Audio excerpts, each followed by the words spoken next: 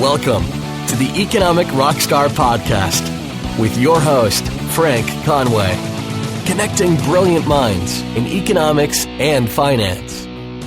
Hi, Frank Conway here, and welcome back to another episode of the Economic Rockstar Podcast. In this episode, I speak with Professor Rebecca Moryl of Emmanuel College in Boston. Professor Moryl is extremely passionate about economics, that she aims to debunk the myth that economics is merely required to understand business or finance. Through her teaching in Boston, as well as abroad, and also through her economics website, audioecon.com, Rebecca aims to help us understand that economics is already part of our lives, is everywhere, and that it is an important way of thinking and a logical way to see the world and to think critically. Rebecca brings to the classroom a wealth of professional experience in operations management, fundraising management, efficiency evaluation and improvement, and program marketing. She had served as a professional consultant to non-profit organisations, government agencies and small businesses, and she integrates her work with non-profits with her teaching through student service projects and community events. Recent publications and presentations by Rebecca deal with enhancing the student learning outcomes in economics through the use of social media as well as podcasts. She has received numerous grants and recognition for her work through her website and also in the classroom. She is a recent recipient of the Marion and Jasper Whiting Foundation Fellowship and is the recipient of a Fulbright Award to spend the next academic year teaching applied economics at the University of Kigali in Rwanda. And we wish her all the best in this new venture. You can check out all the links, resources and books mentioned by Professor Moryl at economicrockstar.com/Rebecca Moryl. That's Moryl.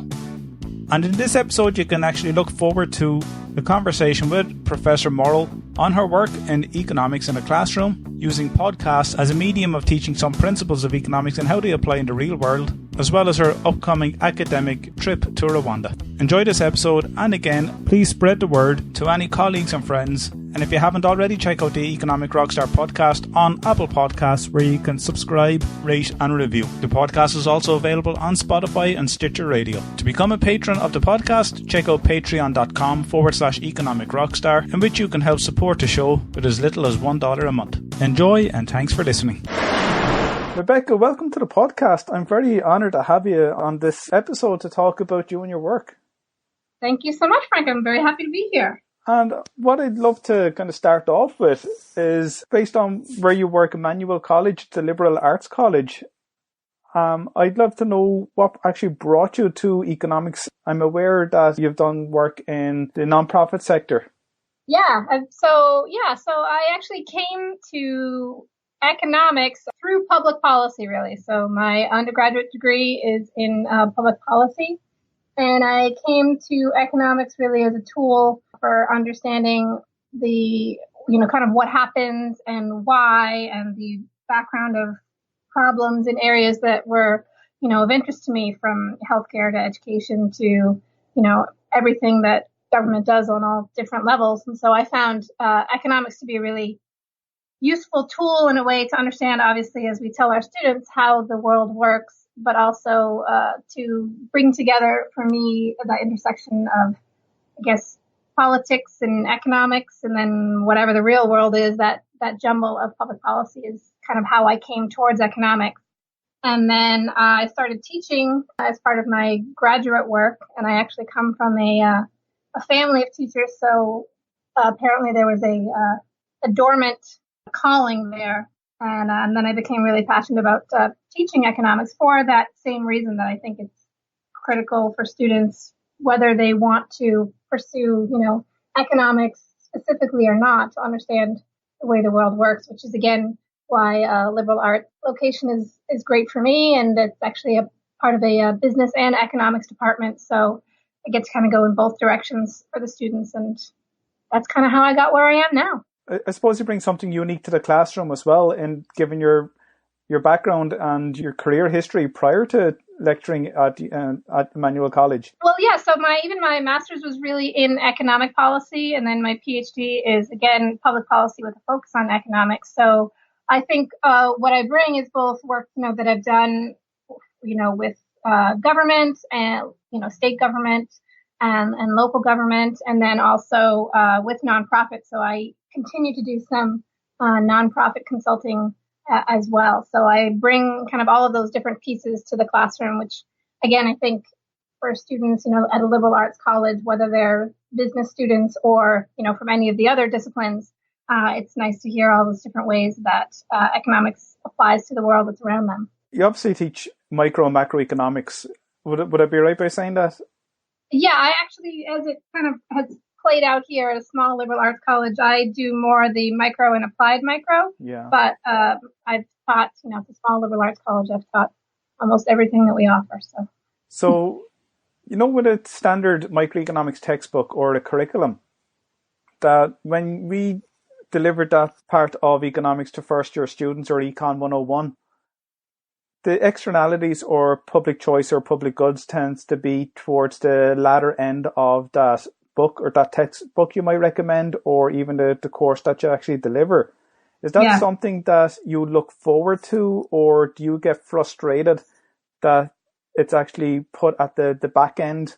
Or how do you integrate your previous career history with the teachings of public choice or externalities, government externalities and that?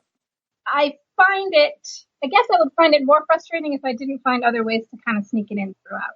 Yeah. So, when I start talking about markets from the beginning, we talk about, the requirements for markets to function efficiently, and that's a chance to talk about, issues of externalities and asymmetric information. And so I kind of plant those seeds in throughout. And then, the way I've come to using podcasts as a supplement to the textbooks, students are grappling with kind of these bigger picture issues all along the way. So while I must admit, as many people I think face the reality of time constraints, don't even get specifically to really explore that chapter in the course, depending on how the semester goes, especially being located here in Boston in the joys of snow. Sometimes I don't get all the way through that, but I do feel like my students come away with at least some understanding of the importance of those issues. When I spoke to previous guests on the podcast, those who have more their teachings or their research is more connected, say, with the environment or endangered species, some people come to mind would be Jason Shulgren and Herbert Gintis and Helena Norberg Hodge, who have been on the podcast, and they are quite frustrated when they look at how economics treats externalities as if it's not a priority as such, given that economics is not only about money and credit, it's also about the earth and the environment, and they like to bring that or give that more of a weight or more of attention in the economics classroom. And maybe it's not a fit for first year Econ 101, but perhaps something that we could look down the line. And also when we look at charitable giving or non-profits, again, I spoke to some people there, and the reason why I'm interested in talking to you about this is you're the gel really that kind of brings that together, and perhaps somebody who is aware of how this is delivered and also your own experience, and kind of drawing from what I've heard from those previous guests. Yes, it is certainly something that I am both sort of aware of all the time and do try to structure the course intentionally to address to some extent. So while I do follow, sort of the textbook chapter pattern, in the second week of classes, for instance, we, in my intro micro course, we listened to a podcast about the scarcity of lungs and organ donation. And part of the reason I like to do that is because it presents from the beginning for students the question of, well, what do we do in situations where we don't have markets? Why don't we have markets? And what happens when you don't have markets? And why do we treat some goods differently than others? And that's, again, how we start to explore those questions of, when markets function well and the intersection of sort of politics and economics and ethics and the sociological structures we live in. So those conversations are going on throughout the semester. And I've been actually pleased that students can do that. They can both kind of understand that we're laying down, our theoretical framework of microeconomics, and then also in parallel looking at the ways in which it's more complex than that. It's more nuanced and real in certain areas, both in the sense that, microeconomics 101 is, again, our theoretical beginning point.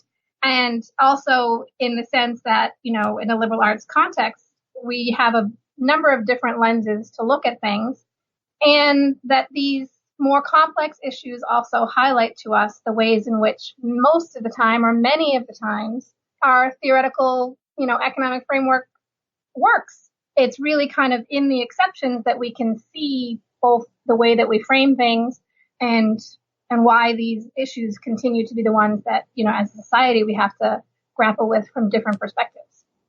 And that's quite interesting that you actually get the opportunity to do that. And we met each other briefly in October 2016 at the NETA conference in Tampa, Florida. And you were there presenting a paper, given your recent research and on podcast, how you use podcasting in the classroom. And you have a fantastic website, audioecon.com. Thank you. Whereby, it's truly amazing, to be honest, where you actually create topics on that are related to economics in the classroom and how we can reach out to the real world through the medium of podcast episodes.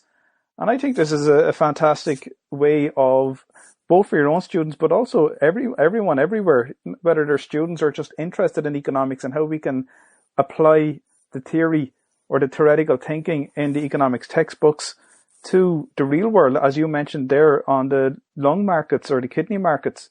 Was it the lung markets you refer to? Yeah. Yeah, it's lungs. It's how do we decide who gets lungs, I think, is the title of the podcast. Yeah. I've taken to using podcasts. I think, when I started teaching, like we all try to bring the, quotes, real world into the classroom. And I think for me anyway, and, for my students, perhaps because I'm passionate about it or have found ways to make it work, I find the podcasts work very well. And in some ways, at least in a structured way, better than kind of current events news ripped from the headlines sort of piece, which I also do, but I've picked these certain podcasts that I like to teach with. And I think part of it is that, even the education literature tells us how much stories have a power for learning, understanding context and applying these abstract concepts to a specific context, and hopefully ones that students, real life context that students can understand.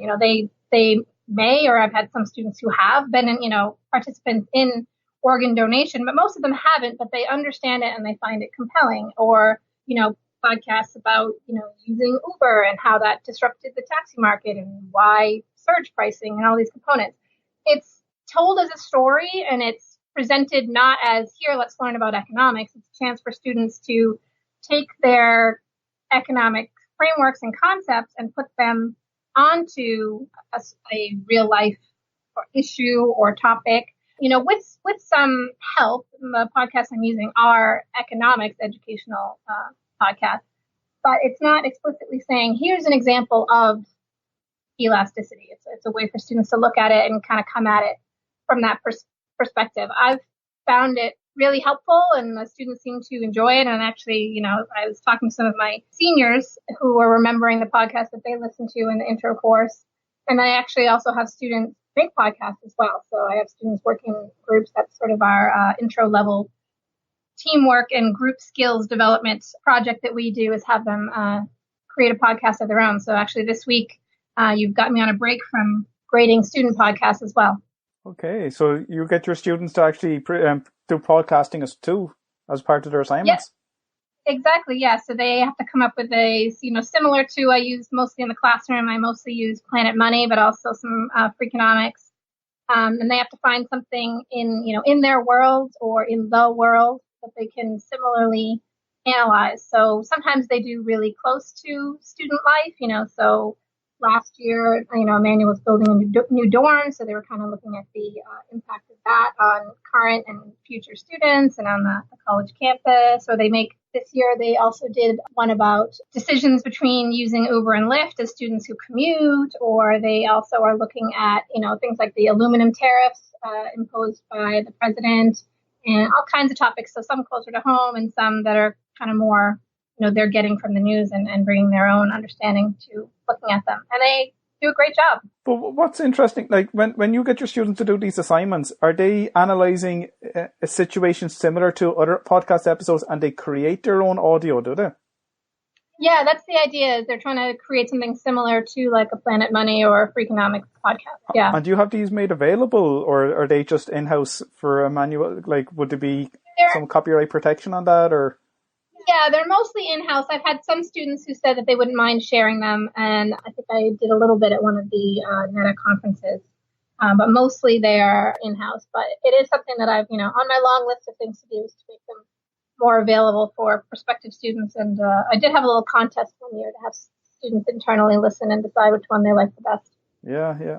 So like that would be fantastic to actually have as a catalog for not only in-house but for other people to listen to, so that they can actually, when you said, for example, there was one on Uber and Lyft. I don't know whether it was on Freakonomics, but they kind of come up with something their own on elasticity. And that makes it a lot more, a bigger reach in terms of the content or other examples that could exist out there. Because in economics, we're always crying out for examples, and that the textbook has a one-dimensional, perhaps a two-dimensional diagram, but it's very hard to bring those type of diagrams in, say, microeconomics to life, by applying them to situations whereby we have real life examples like the lung transfer market, or I see here on your website that you look at why the price of Coca-Cola has remained at 5 cents for 70 years, or why textbook prices keep on climbing. And, these are something that we scour the internet or YouTube looking for, but you have your own example here on audioecon.com, whereby it becomes a rich source for students and lecturers or anybody else who has an interest in economics to delve right into and see something that they're more familiar with, like branded products, and how these relate to certain aspects or principles in economics. Yeah, that's my goal with Audio Econ is, I did a lot of work initially myself in figuring out which podcasts work for me, but then also, I just like listening to them. And so now I actually have some students who also do contribute to Audio Econ and help identify podcasts that would be useful, and we come up with discussion questions. And the idea is to make it helpful for other people who, are doing that same thing, as you said, trying to scour the available media universe for examples. And what we've started adding this year as well is some shorter podcasts, so that it offers, you could do what I do or something along this line, where I have students listen to the podcast outside of class, and then we have a week-long discussion board about it. I have a colleague that does the same thing as far as having the students listen to it outside of class, and then they have a student-led discussions and brief presentations in class. But now this year I've started adding short-length podcasts, so most of them are like 4 or 5 minutes, which would also allow you to listen to them in class and have a discussion that way without eating up too much of the valuable class time for the content itself. You're part of a group of people that you've kind of co-written papers with on the podcast, the work of podcast in economics. And I've actually had a few of those people on the podcast recently: Abdul Al-Barani, Darshak Patel, Jadrian Wooten, Kim Holder, even Brian O'Rourke. And these are, I when I looked at your recent papers, you've written with some of those, co-author papers with some of those people. And they themselves are doing fantastic work in the area of economics, similar to yourself. And I'm wondering, do you kind of bounce off each other with ideas, or do you influence each other? You're not necessarily crossing paths, you're doing your thing. For example, Jadrian is on sports, and he's done recently 30 on 30, I think it is, ESPN 30 on 30. And James Tierney is doing his other thing as well. I think it's called Bazingonomics. Yeah, that's right. Yeah, that's the... what's that show? I can't remember the name, but yeah. And the one with Sheldon in, is it? Yeah, exactly. That's as far as I can get to. So Big Bang Theory. The Big Bang Theory. Yeah. Where did this all come from or generate from? I think actually I met a few of those guys originally through NETA. So a lot of it is through networking at the different meetings, both the C3 AEA meetings, and largely the NETA meetings has just become a place that's a forum where we have started engaging, and did some work initially with the Econ Selfies was the first kind of paper that we did together. And that was something that I was brainstorming with Ryan Murphy, who's in Florida, and we kind of came up with the initial idea, and then we presented it at one of the NETA conferences, and then Kim Holder and Abdullah and Darshak, we all got involved to expand the sample size for a student evaluation of the econ selfies. So we did that all together. And then since then, we, bounce ideas a lot. We've, co-written a couple other papers, and, we're actively on Twitter, and we're all just passionate about economics in general, but also about teaching economics and teaching it effectively. And, using various technologies, not, for technology's sake, but to find ways that make it engaging and accessible for students. And I think because we all teach intro level courses, and some of them at university, and I'm at a liberal arts college, and some are in front of 300 students, and I'm in front of usually 30 to 40 students, but we all are trying to achieve the same goal. So whenever we can find something that, fits our unique Venn diagram, we know we're coming up with something that would be really useful for other instructors. And so then we like to kind of get a little bit more data on how effective it works and improve the tips for doing it effectively, and then share it. So it's just a shared passion about education economics, and we've developed a little community, and I love it. I think it's great. It's really encouraging and rewarding to be involved in a community like that. And I'm just wondering, how do students react to this type of assignment, and what their learning outcomes are, and do they actually get a positive experience from it? Yeah, so I think with the podcast, so having students listen to the podcast and discuss across the semester, that tends to be the thing that I hear from students later the most about, so if I run into them on campus or in the neighborhood, they'll stop and say, I'm still listening to Planet Money, or, at Thanksgiving, I had this conversation with my dad about the podcast we listened to. So I think because it is the real life component, the students really seem to take a lot from that as far as their experience. And our publications also indicate that is the case as well. Students feel like they're learning, and they feel very engaged. And then, as a subjective measure, in the way that I sort of observe what students are getting from it, from the discussion boards that I do across the week. So they'll listen to one podcast, and then we talk about it across the week offline, which saves some in-class time. It's really an opportunity for students to make those deeper connections, to test out and become more precise with their application of concepts. And I also like it from an instructor perspective, in that those sort of stronger students who are, finding that economics might be for them, they're able to really bring a deeper or a more, passionate connection. And so their analysis is sometimes a little bit of a chance for them to shine, which is something that we sometimes struggle with in the classroom, is making sure everybody, meets our requirements and kind of gets over the bar. But also, what about those students who can go a little bit further? So I find it's an opportunity for that. And then with the discussion board aspect, the way I've structured it, it's a nice way as well to get those quiet students, and to make sure that all of the students have at least one-on-one interaction with me, even if it's online in that discussion board kind of way. And similarly for the making their podcasts, I really find that that's one of the things across the semester that differentiates students in terms of their understanding of the concept, and my ability to determine how well they're understanding the topic. So there's some degree that students can demonstrate their understanding of the concept, but creating their own podcast is a way that they have to demonstrate their ability to apply it. And that's kind of, for me, the next level, and the degree to which they're able to do that really distinguishes students in that way. What I love about my exposure to people like yourself during my conversations on each podcast episode, even though I do teach economics as well, and I'm aware that economics is everywhere, but I never got to a deeper sense, say, for example, where I watch a movie or I might listen to a song and I can extract economic themes from that. I just kind of take it almost at face value, until I've spoken to, I think the earliest one would have been Andrew Heaton. And he had a podcast called Econ Pop, where he co-hosted it with Steve Horvitz.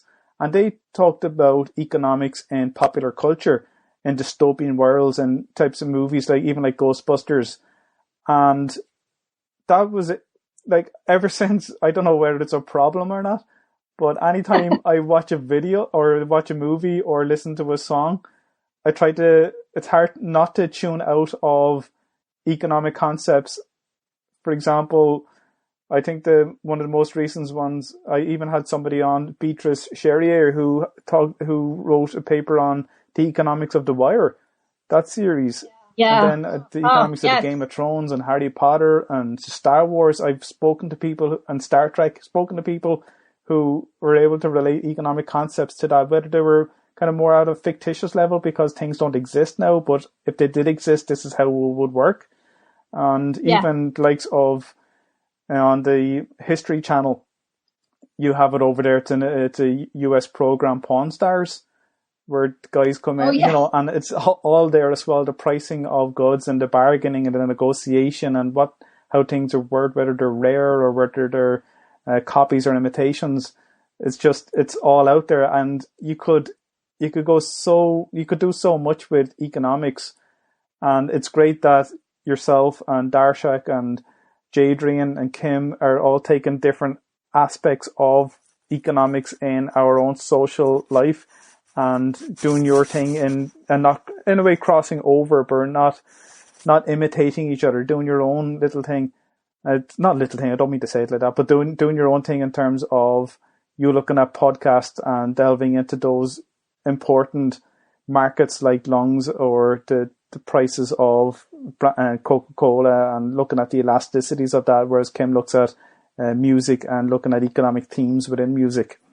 Yeah, I actually, when you were saying that about the television shows, I had a vision not too long ago of doing economics of Breaking Bad. That never came together, but last night I was, on my own time, I was watching or reruns, I guess it is, on Netflix of American Crime, and the season 3 is all about like farm labor and outsourcing of furniture production from North Carolina. And you have all these characters talking about, both from the worker side and then from the farm side, how they're having to downsize and they can't meet the production quality. And I was, I had to calm myself down. I said, I can't take on anything else right now. But what I actually did after that episode, it was the earliest ones back in 2014 with Andrew Heaton when he was talking about Econ Pop. I actually decided to give an assignment to my students, I think it was worth about 15%, to talk about certain economic themes within a movie or an advertisement. They all pretty much picked movies or television series, and some of them spoke about Breaking Bad. There was actually quite a good one. A student wrote about the market for crystal meth, and and The Walking Dead was another one. So getting the students to do it could provide a way of using that information if they're willing to give over to write maybe a blog post or even a Kindle edition book which people can download. There you go. Yeah, that had all the information. It's a great idea. I have the students do econ selfies, which is not transferable, but it is that idea of sending them out into the world to find it. But yeah, maybe we could. I saw some of them actually. Crowdsource, I guess. Yeah. They're actually quite good. Yeah.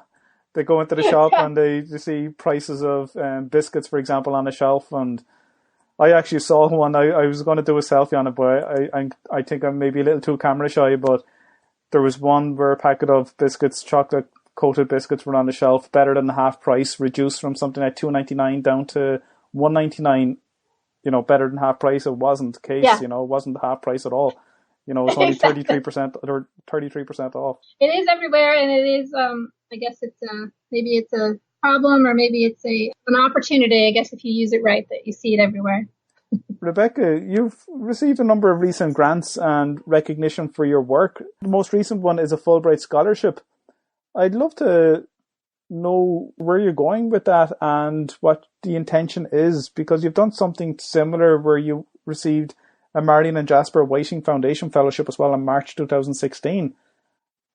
And I'd love to know what the outcome was there and how you're going to transfer that over to your most recent Fulbright scholarship. Yeah, so the Marion and Jasper Whiting Fellowship is a grant that is designed, or the intention behind it is to enhance classroom teaching, which makes it a unique grant opportunity where it's to travel somewhere internationally that you have not really spent a lot of time or not done a lot of research, and be able to bring the experience back to the classroom. So I went to South Africa, to Johannesburg, and to Cape Town, and what I was looking at was climate adaptation policy and how economics is integrated into that. So Specifically in Cape Town, it was demand-based water management system. So I met with some both at the municipal level and at some local nonprofits as far as how they were targeting both on the consumer demand side to address and try to reduce use of water from that perspective, and then also at the municipal level what they were doing on more the production side. And then in Johannesburg, it was more that they had developed sort of a green fund so people could invest, and the city was using that to implement a variety of climate adaptation structures there. So they were changing over the municipal bus service, away from towards electric, and then they were also looking at some changes in, lighting and various green policies there. And what I was doing as far as my classroom was, we recently added a urban economics class, which is one of my areas of interest. And so looking, as Boston and many other cities are dealing with climate adaptation, so how are urban areas trying to address this in different ways? And then we also have environmental economics course where I was able to talk a bit about that, and a sustainability course from the political science department as well. And then the Fulbright scholarship is a teaching scholarship where I'll be in Kigali, Rwanda for next academic year. And they were looking to enhance their faculty in terms of applied economics, which is what I feel like to do, is, all these bringing it to the world in a variety of ways. So I'm not exactly sure what I will be teaching yet there. That's all to be determined, but I'm really looking forward to, and they were interested in the opportunity to, bring some of the expertise I do have in teaching economics, but also to continue to develop that in a new setting and see what strategies I have that work and what things can be adapted and what kind of new ways to approach teaching there. And obviously in Rwanda, I'm very interested in the economic development strategies they have there. That's not an official part of my grant, but that's an ongoing curiosity that I'll be interested in to kind of dig in and see what's going on. So in Rwanda, you'll be obviously delivering classes, but you'll be expected to do some research too? There's not a research component. It's more that's, an area of interest. So I'll just kind of see what I can see as time allows, but it's really a teaching focused grant. And is there an exchange program whereby a lecturer from that particular school or from somewhere else around the world will take your place in Emmanuel College for the academic year? No, it's actually a grant. It's run through the State Department, really. It's a specific program that's sort of a ambassador sort of a framework as well, where part of your job is to get out into the community and be a United States citizen in a different place and learn and exchange, cultural ideas as well as the actual teaching itself. You must be very excited. I am very excited, yes. Is there a few nerves there, or having been in Johannesburg, knowing your experiences from traveling abroad outside of the US in terms of being teaching, has that kind of subsided in a way, or is it always kind of something that would you be somewhat?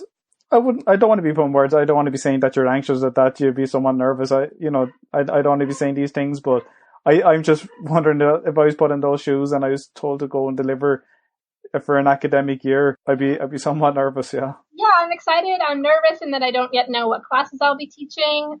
Somebody who studies public policy a little bit, I am not surprised and yet made nervous by the slowness of the process in terms of exactly when I'm leaving and what I'll be teaching and all of those components. But I'm more excited than anxious. And I'm always excited for a new class, and in a new setting and a new academic structure will be very interesting. But I do have a colleague who taught at a different university there about 5 or 6 years ago. So I have some idea what I'm getting into, but you never know until you're there. But I'm up for the adventure. I'm looking forward to it. Yeah, and I'm sure it's a fantastic place to visit as well. I'm sure you'll do a lot of touring and visiting of different places.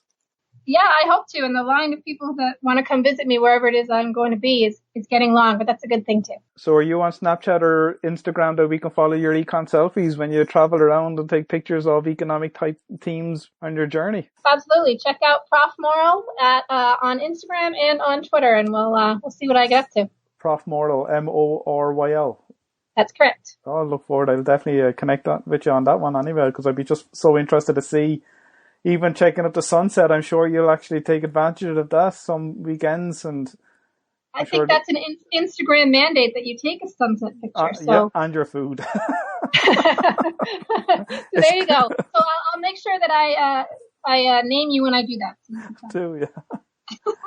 You've had a number of fantastic awards as well, Rebecca. You're just looking at your teaching awards, and you seem to be a great ambassador for technology too within your college. Yeah, I try to, again, I think I was saying before, I like to use technology, but I do try to be mindful of, not for its own sake, but, I really try to take advantage of all the opportunities there are, so with, whether it's a learning management system, all the different ways that you can reach students, integrating students, and like any of us, the fact that your, cell phone is an extension of your body. So through the selfies idea, so really just trying to break down those barriers and to provide the content in a variety of different ways. It's something that I'm really passionate about doing, so I have the discussion boards and, I've done kind of the flipped classroom strategy for various courses. And then, so I have the econ selfies, but also when I teach urban economics, I make the students go to different neighborhoods in Boston and take pictures to demonstrate the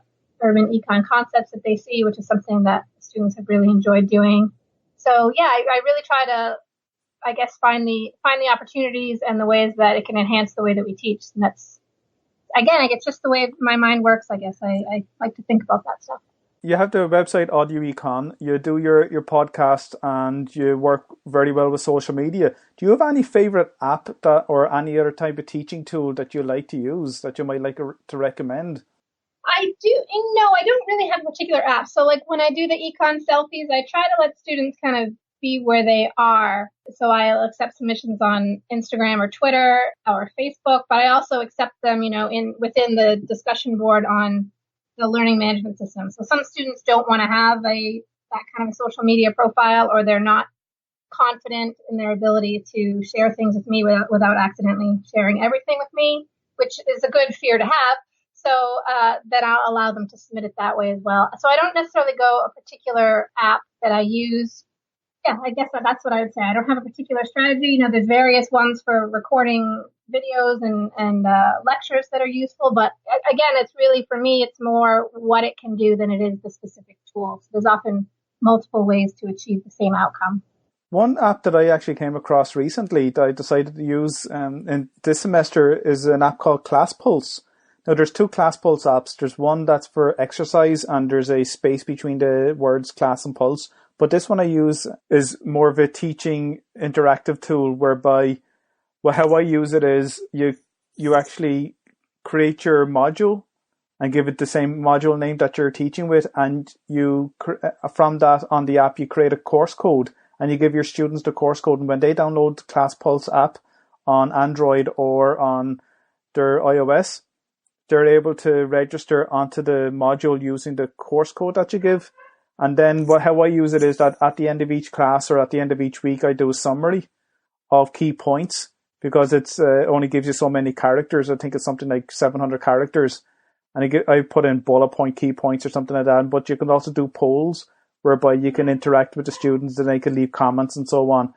And how I find it very useful would be if I'm giving assignments, and whether they do or they don't take notes, what I do is at the end of each class, I make sure I bullet point the steps that they would be expected to have covered part of that assignment.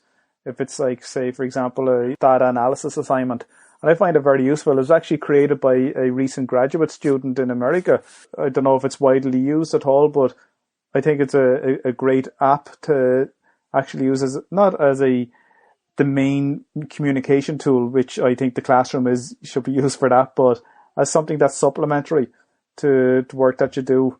And it's something that you have in the palm of your hand, and you don't have to log on to a computer or anything like that, because we use the equivalent of Blackboard, which is called Moodle. Yeah. So I think this is kind of quite handy to use as a way of somewhat communicating.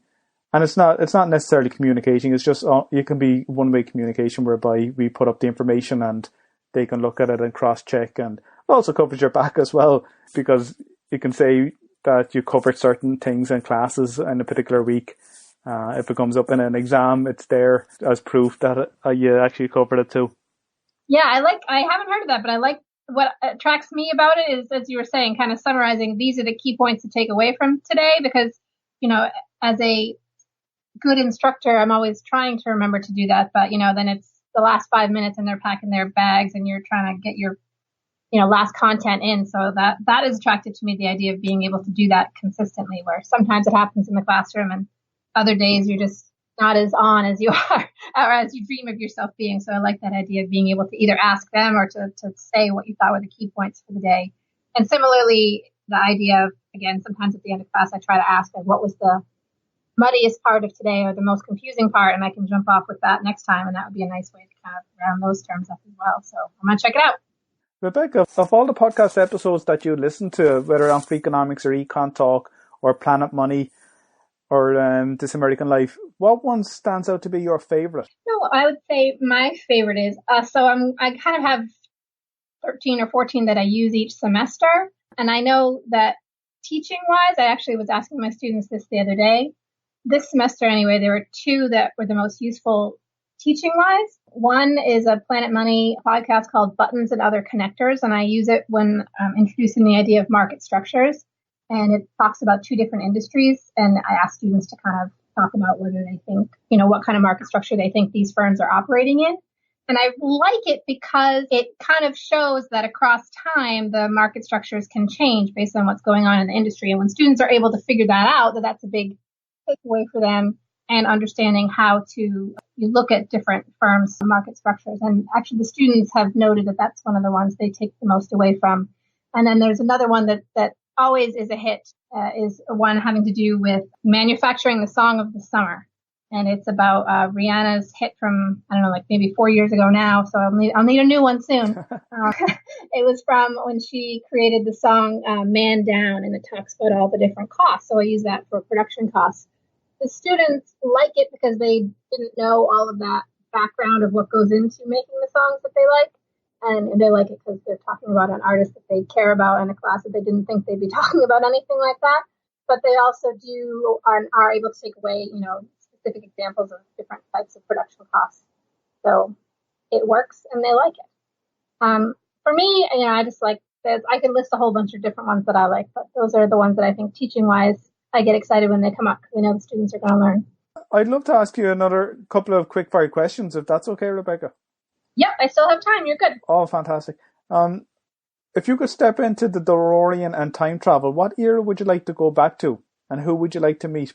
I guess I do have that somewhat classic obsession with Queen Elizabeth. I don't know if I'd want to meet her, but there's cool clothes and lots going on, both, religiously and politically and militarily. So I think it would be an interesting time as long as I could get back in the DeLorean and I didn't end up, as a peasant or something unpleasant. Yeah, exactly. You're caught working on the fields or something like that. Exactly. Either that or too close to the Queen and not able to do the right thing. So maybe I'd like to go as long as I had a way out. Is there a book that you recommend most frequently to people to read up on in terms of economics, or a fictional book that might have economic themes that we can understand some aspects of economics a little better? The one that kind of jumps to mind is The Travels of a T-shirt, with the Travels of a T-shirt in the Global Economy or something like that. Did you do a podcast blog on that? There is a Planet Money series about that, but the book is really great for understanding economic history and the recent history and how things move and change in terms of international trade, and again, the political and economic interactions are really interesting. And it's a really well written book, and finding out the behind the scenes of a T-shirt is interesting. What's the title of the book again? It's The Travels of a T-shirt. Let's see if I can actually see it here. Travels of a T-shirt in the Global Economy. So it'd be like that short essay, iPencil, in a way, is it? Explain how it's actually in production. Yeah, similar idea. Yeah, but it kind of goes broader because it's a full book. It's by Pietro Rivoli, Rivoli. Okay. That'd be, I never heard of it now, but that'd be a very interesting one to read, all right. Yeah, it's a fun one to read. It's great for teaching a variety of classes, but just, I've recommended it to family who are trying to understand various things.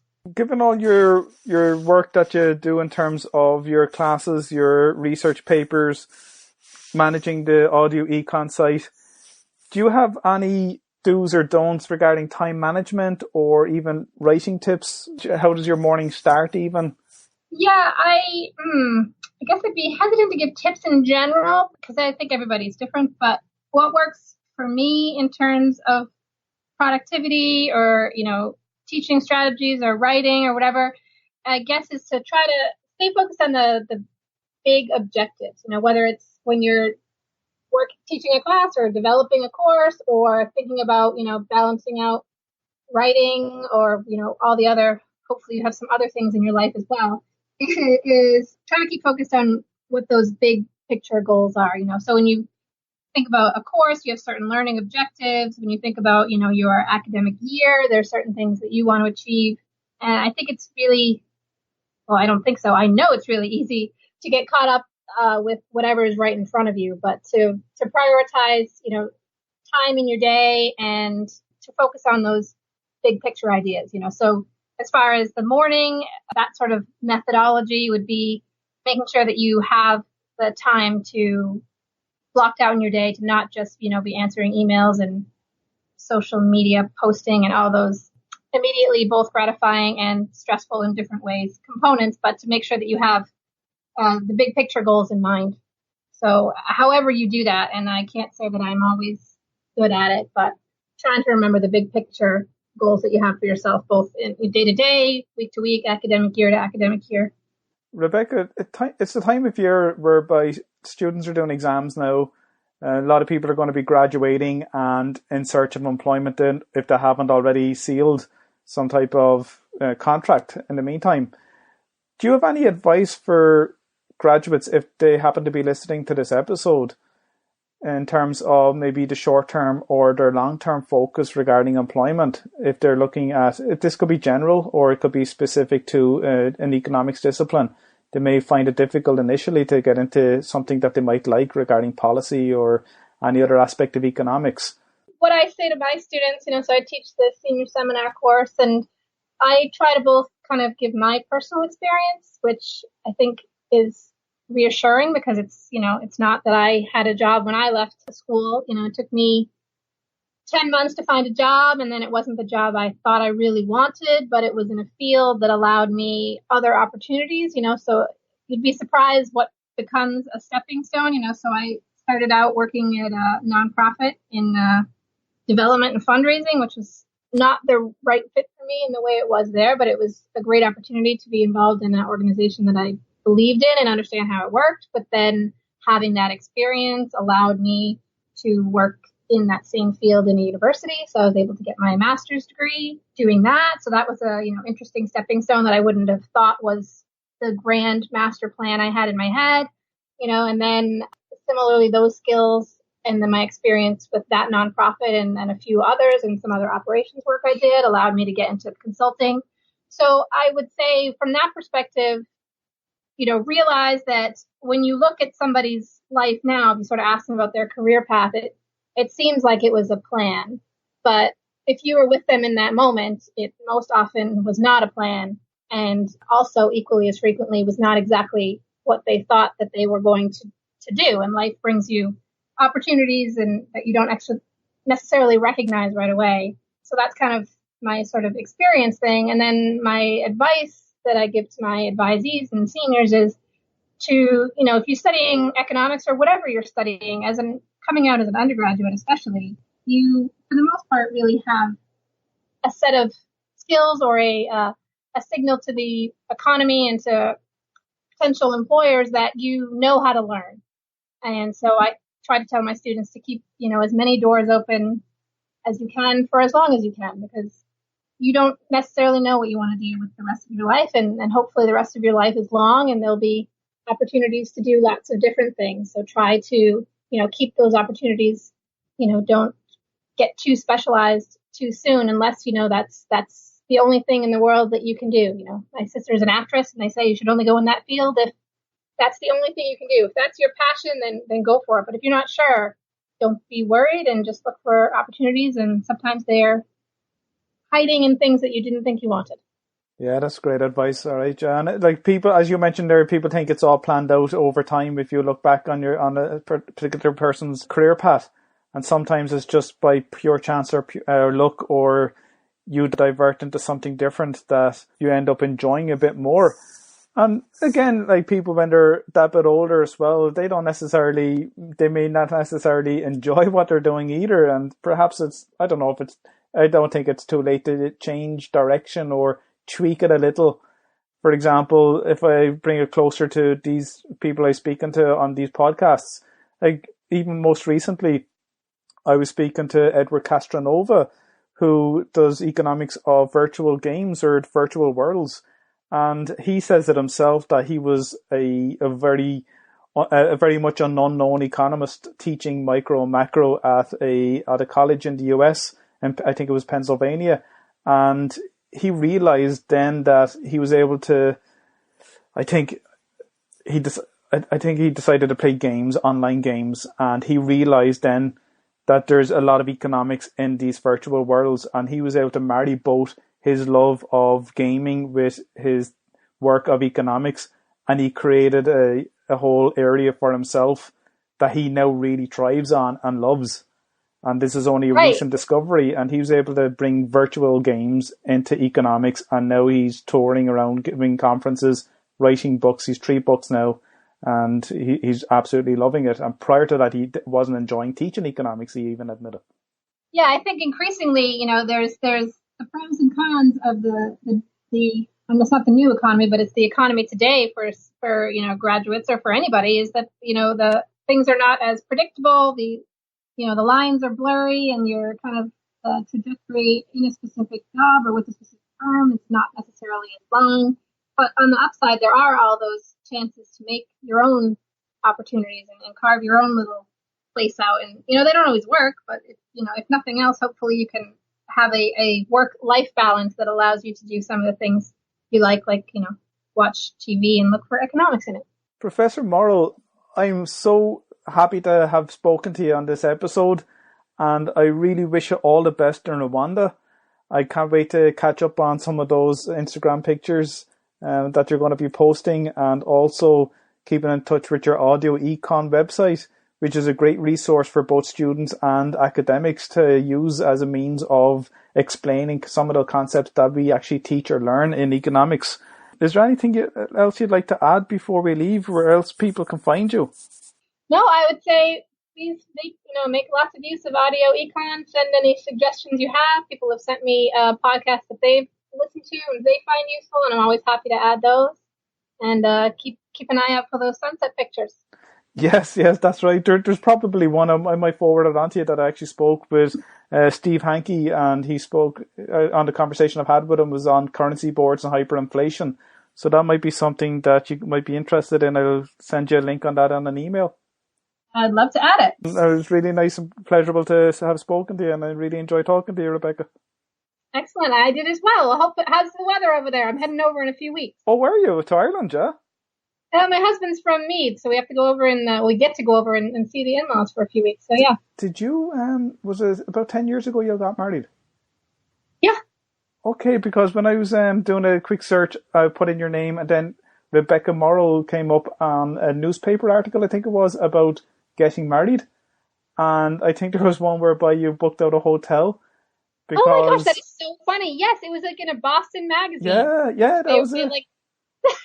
And you booked a hotel so that your fiance is from Ireland, and so all his family could be staying together, and it was great to meet up. And I was there, I wonder, is that Rebecca? I won't read on. Funny. Isn't that so funny that you can't hide anything on the internet? Although that's okay stuff, but yeah, that is funny. Yeah, that was them. Yeah, and they liked that there was a pub in house, as I'm sure you well imagine. So Moryl, that's not an Irish name, is it? No, Finnegan is my husband's name. Of course, that's so Irish, isn't it? It's also Brendan Finnegan. I think it's should be on the flag or something. Yeah, that's like there's a movie called, or even a song called Finnegan's Wake. So yes. So maybe that's quite popular in America. I don't know. Yes. But what a name! Yeah, what a name. That I know. must Yeah, be very attractive for you when you first met him. Well, there's a lot of Irish kicking around here in Boston, but I'd be there myself. I'm sure you get very far with the accent. It always charms. I always say to him, "You're not as funny as people think you are here. You're funny, but you're not that funny." The stories just sound better to people here, you know? Yeah. The weather's lovely here. We actually had a very high temperatures at the weekend, then it was raining. They're giving snow in a few weeks, I think, or next week, I don't know.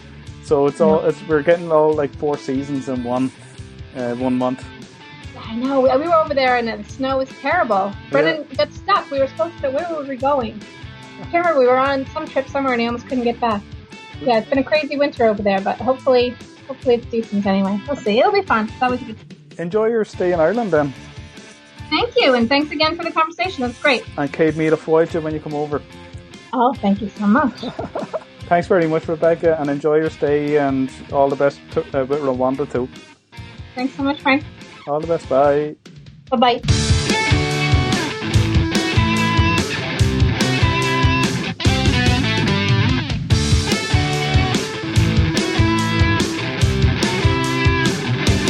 Economic Rockstar is a free podcast that does not exclude anyone from listening as long as they have a device to listen, download or stream.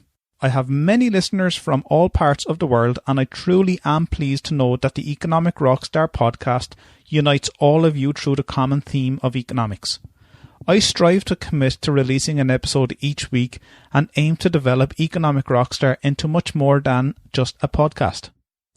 Patreon is a platform that gives you, the listener of the Economic Rockstar podcast, the opportunity to express your appreciation of the show by committing a financial reward for as little as $1 a month.